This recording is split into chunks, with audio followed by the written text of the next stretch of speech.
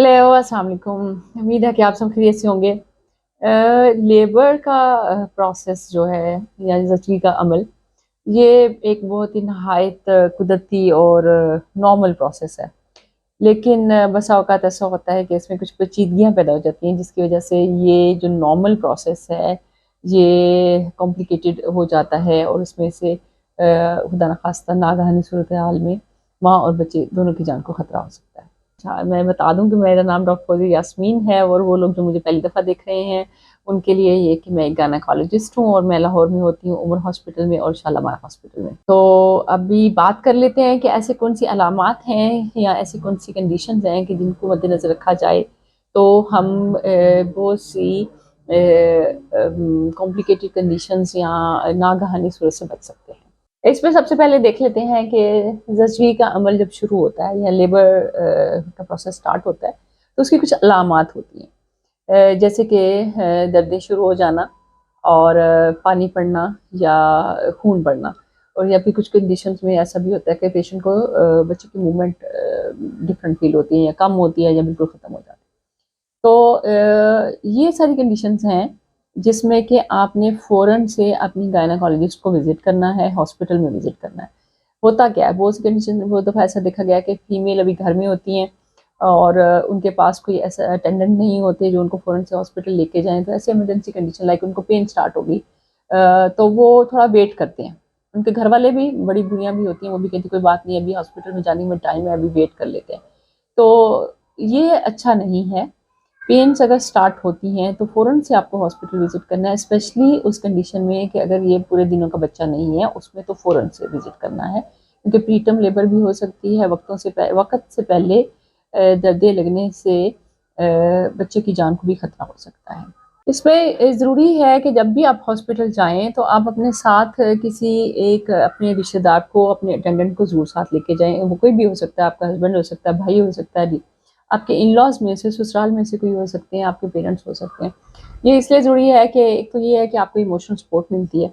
दूसरा ये होता है कि आप हॉस्पिटल में बहुत से काम करने होते हैं, लाइक बिल्स हैं, इन्वेस्टिगेशंस हैं, मेडिसिन्स लेके आनी है। तो ये सब चीज़ें जो हैं इसमें आपके लिए आसानी हो जाती है। तो दूसरा ये भी होता है कि डिसीज़न मेकिंग में आपके लिए बहुत आसानी हो जाती है, लाइक अगर आपके हस्बैंड साथ हैं, तो खुदा न खासा लेबर के प्रोसेस के दौरान या ज़चगी के अमल के दौरान कुछ अगर पेचीदगी हो गई है, तो उसमें डिसीज़न चेंज करना पड़ता है, तो वो उस वक़्त आपके साथ कोई सपोर्ट होनी चाहिए।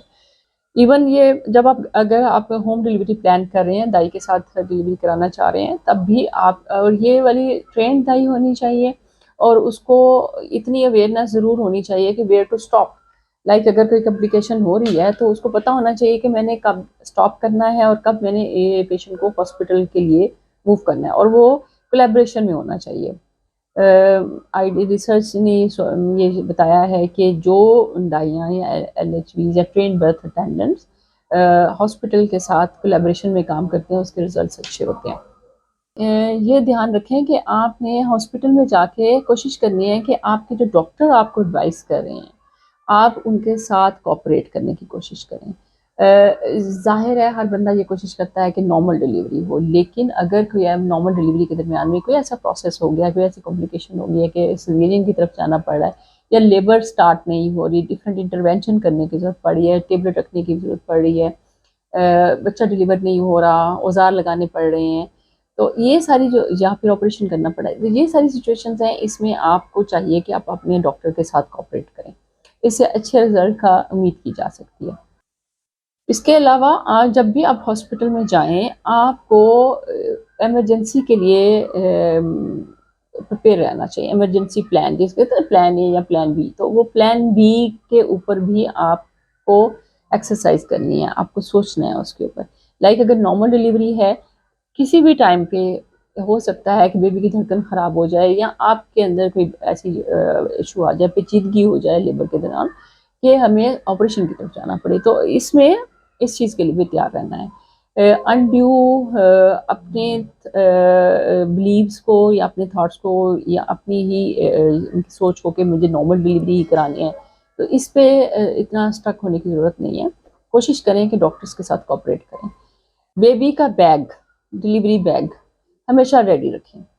किसी भी सूरत में फ़ौरन से हॉस्पिटल जाना पड़ सकता है, तो आपके पास ये चीज़ें सारी प्रिपेयर्ड होनी चाहिए, जिसमें बेबी के कपड़े, इमरजेंसी की सारी चीज़ें। इसकी एक लिस्ट मैं बताऊँगी आपको नेक्स्ट वीडियो में कि उस बेबी बैग में क्या-क्या चीज़ें होनी चाहिए, वो हर वक़्त रेडी होना चाहिए।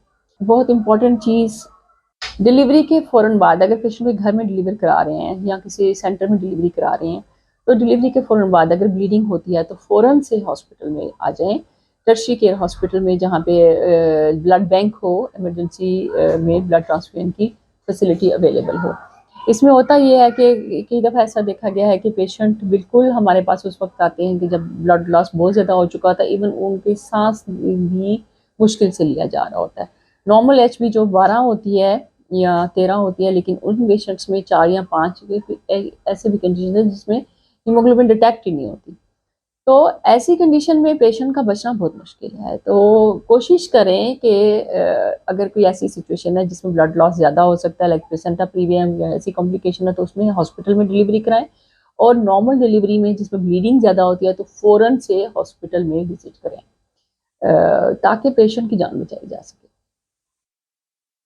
उम्मीद है आपको ये वीडियो पसंद आई होगी। इसको ज़्यादा से ज़्यादा लोगों में शेयर करें, लाइक करें, सब्सक्राइब करें, ताकि माँ और बच्चे की जान को बचाया जा सके।